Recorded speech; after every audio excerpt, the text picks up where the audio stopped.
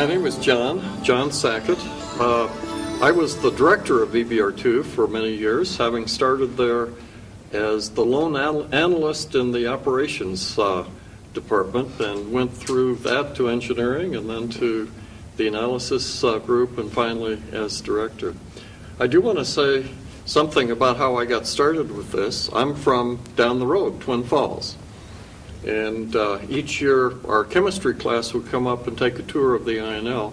Ours did that in 1960, and I was introduced to the people who were actually designing and at that time building EBR-ll, and I caught the vision of what they were about, which was the excitement of doing something for the world that could have great impact. And I decided that's what I wanted to do in my career. So I went on to college, finally getting a PhD, came back to work for EBR-ll. And I had the pleasure of spending my entire career there, retiring finally from Argonne National Laboratory as the Associate Laboratory Director. I'm Ronald King. My most recent position with the EBR-ll organization was the manager of the operations analysis section. We were responsible for the safety documentation, review of the experiments and procedures and modifications going on with the reactor. Prior to that, I was in the reactor systems engineering group, and we were responsible for the in-sodium fuel handling equipment, along with the in-sodium in-reactor test facilities, and many of the systems and components associated directly with the reactor. So I had a fair amount of background in dealing with sodium components, design of sodium systems, and how to keep them functioning properly, and was able to work a little bit with the BN-350 reactor subsequently in Kazakhstan, dealing with how to decontaminate the sodium and how to go about draining sodium from a primary tank of the BN-350 reactor. So we're able to apply our experience from EBR-ll to a facility halfway around the world then, as a couple of my colleagues here at the table also had considerable experience with that.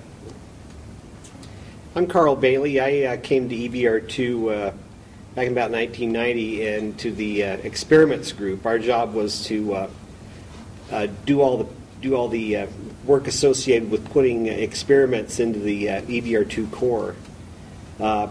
Went from there into the systems engineering group. Our job mainly was to maintain the various systems in the EBR-ll reactor. I had several systems, the EBR-ll cover gas, fuel handling systems,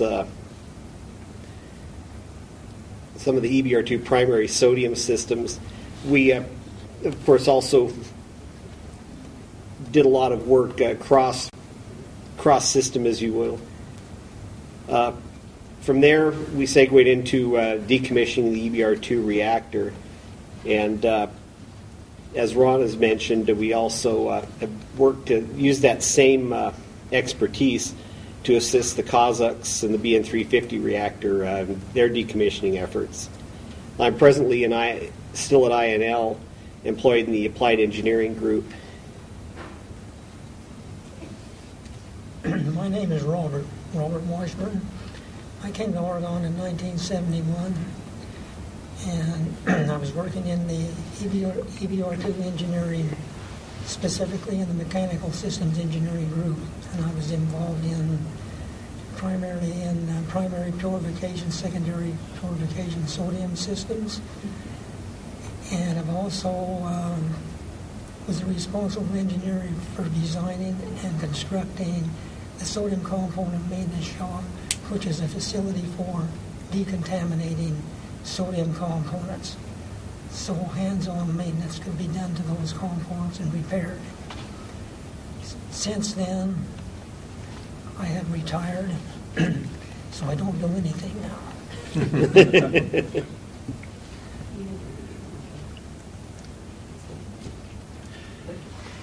I'm Ken Allen. I started at EBR-ll in 1984, working in the EBR-ll engineering group, and was responsible for the rotating plugs, the cover gas systems, including the cover gas cleanup system, the argon cooling system, fuel unloading machine. So fuel handling operations outside of the primary tank were my responsibility. I assisted with those maintenance and system modifications until the reactor was shut down in 1994, and I assisted with the remaining removal of all of the fuel from the reactor until 96. After that, got involved in assisting with the shutdown and decommissioning of the BN-350 reactor in Kazakhstan, where we used some of our sodium expertise learned from the shutdown of EBR-ll in Kazakhstan. I'm currently still active at the Idaho National Laboratory in the Nuclear Nonproliferation Division, working on nonproliferation activities for the NNSA. You know, one of the things that people criticize sodium-cooled fast reactors about is sodium. And we've all seen these experiments in our high school chemistry classes of reaction in sodium water. I'd be interested in what your views are about sodium, its handling, and especially leak detection. Carl, do you have a thought? Well, in leak detection, there are really it separates in two real problems. Leak detection of large sodium leaks is generally fairly straightforward. We use such things as conduction probes, shorting probes to identify pooled sodium. Leakage in smaller quantities, especially very small leaks, has often been the problem because they're very hard to detect. So how are they detected?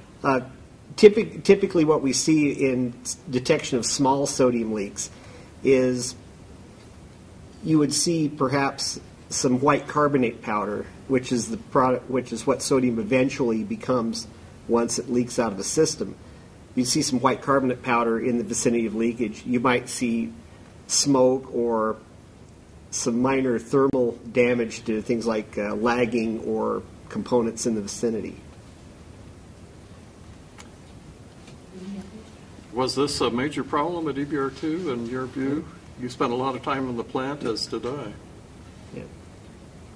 At EBR-ll, we really had very few sodium leaks.